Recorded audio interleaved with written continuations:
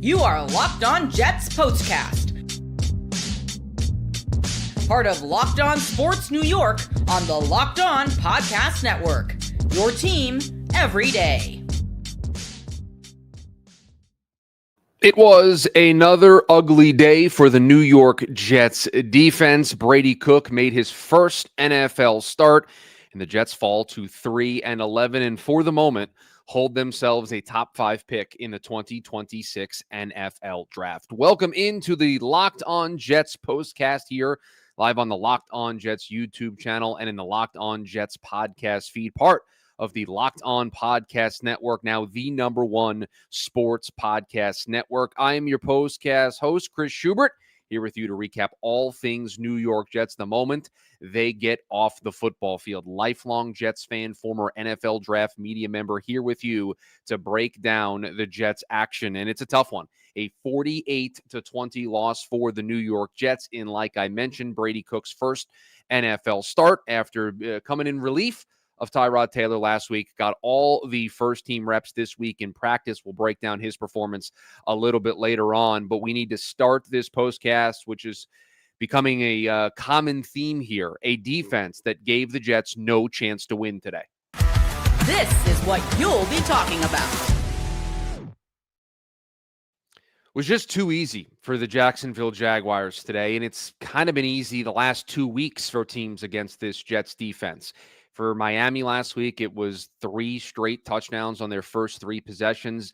The Jets defense digging their offense an early hole that, whether it's Tyrod Taylor or it's Brady Cook, with the personnel that the Jets have offensively right now, going to be very hard to dig out of. And it was unfortunately a similar theme today. Felt like you were watching a rerun. And I think some questions are going to continue to be asked about Steve Wilks' future here as the defensive coordinator, because it's not just the numbers. It's not just looking up and seeing Jacksonville score 48 points. It's not just looking up last week against Miami and seeing touchdowns on the first 3 drives.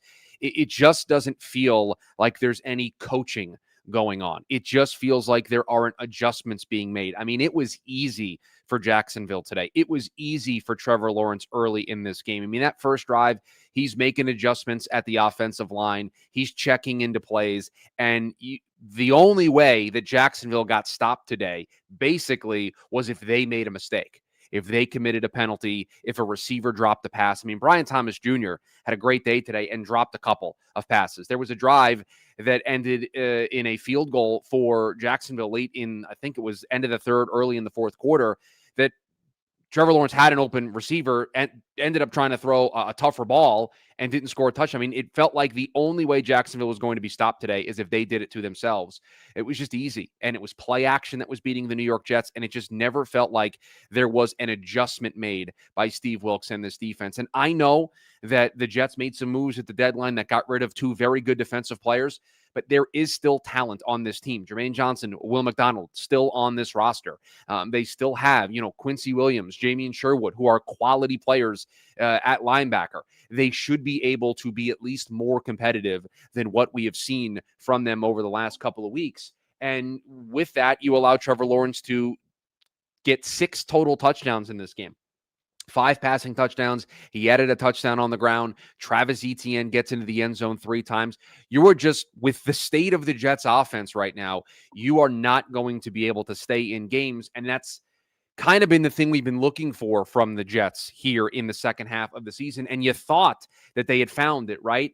They beat Cincinnati. They beat Cleveland. They play relatively competitively against New England, scoring first, taking an early lead in that game. They play way more competitive than we expected against Baltimore. Again, scoring first, taking the lead. And you can accept those losses because they're competitive. They're showing you the fight. They're in these games.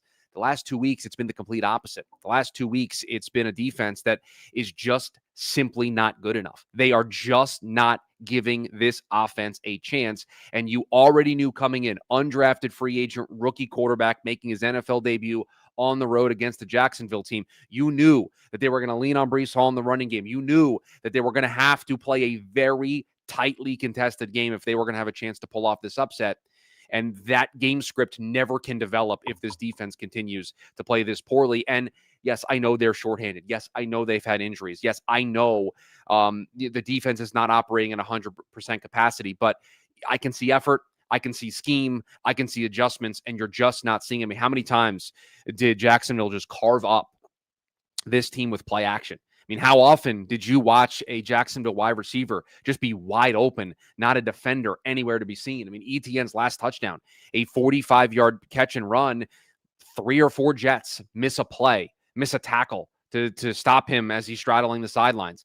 It's just not good enough across the board. And for an offense that we think if they get the right quarterback in there and they get, Garrett Wilson back healthy and they get a second piece, Tanner Engstrand is showing signs of being a competent offensive coordinator.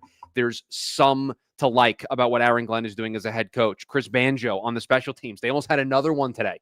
Isaiah Williams had another one today, got taken away on a phantom penalty. So you've got these other coordinators looking like they are capable NFL coaches, and you have Steve Wilks that this just isn't good enough. This is just not good enough for a defensive-minded head coach, a defensive side of the ball that's supposed to be your strength.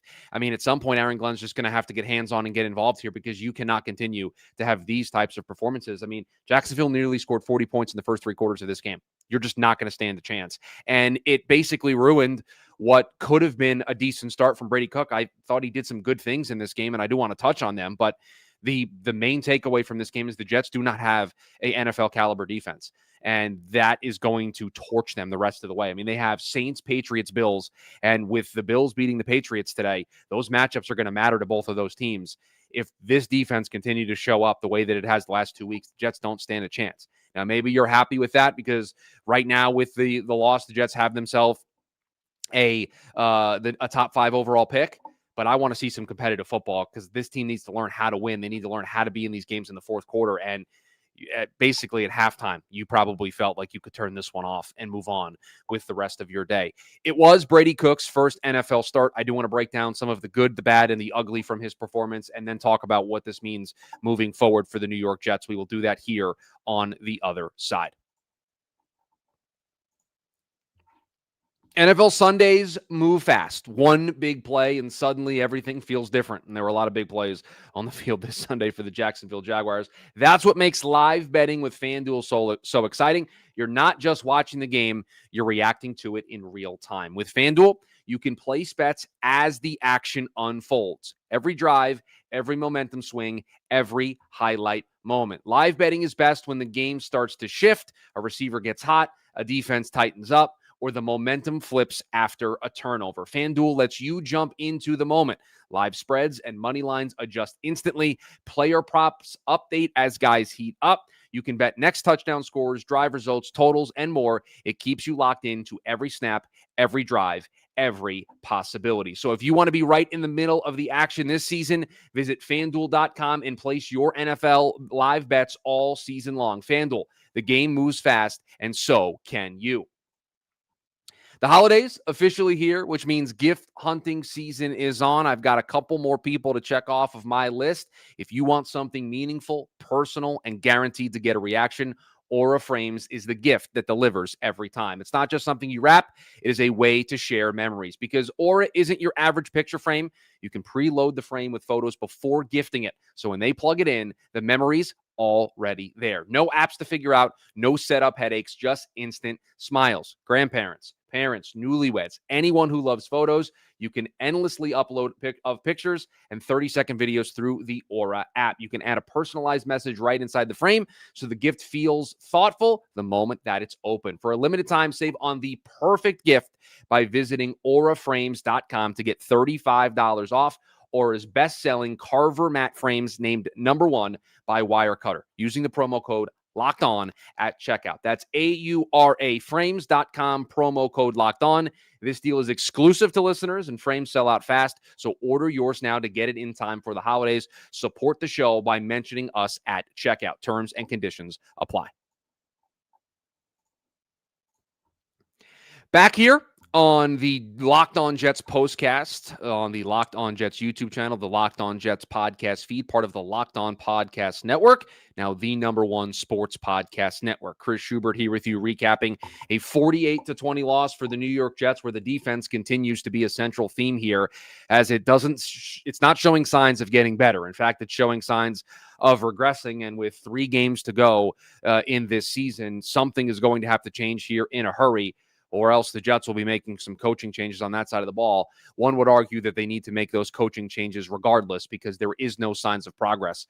And it was another bad one here today. 48 points to Jacksonville, 6 total touchdowns to Trevor Lawrence. They got to sit him down basically midway through the fourth quarter. That's never a good sign. For the second straight week, teams have been able to put in their backup quarterback at the end of the game to put it on ice. So the Jets need something defensively here. And again, not devoid of talent. They have some levels of talent on the defensive side of the ball. They've got Pro Bowlers. They got guys that they're paying a lot of money. It needs to look better than this. And it was just too easy for Trevor Lawrence, Liam Cohen, and Jacksonville to move up and down the field, especially in that first quarter. But the other storyline from this one, Brady Cook's first NFL start. He was in relief last week of Tyrod Taylor, got the chance to get his first full week of reps as the #1 in practice. And, I know the stat line at the end of the game is going to show the 3 interceptions. It's going to show the couple of sacks that happened, and it's not going to be a pretty stat line. I thought early on in this game, Brady Cook moved the Jets offense probably better than anything we've seen this season so far. He had some zip on his ball. He was making some quick, decisive decisions.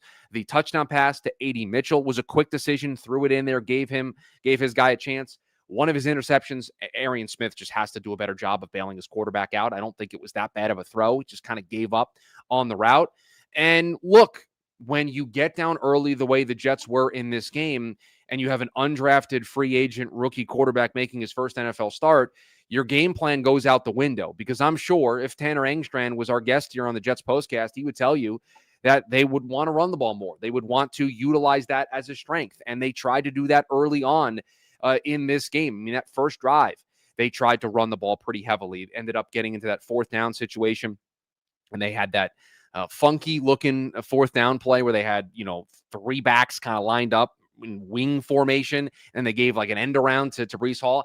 I didn't actually mind the play call. I like the creativity because everybody knows you're going to give it to Breece in that spot. You're not really going to sneak it with Brady Cook. So I kind of like trying to be creative to get Breece the ball.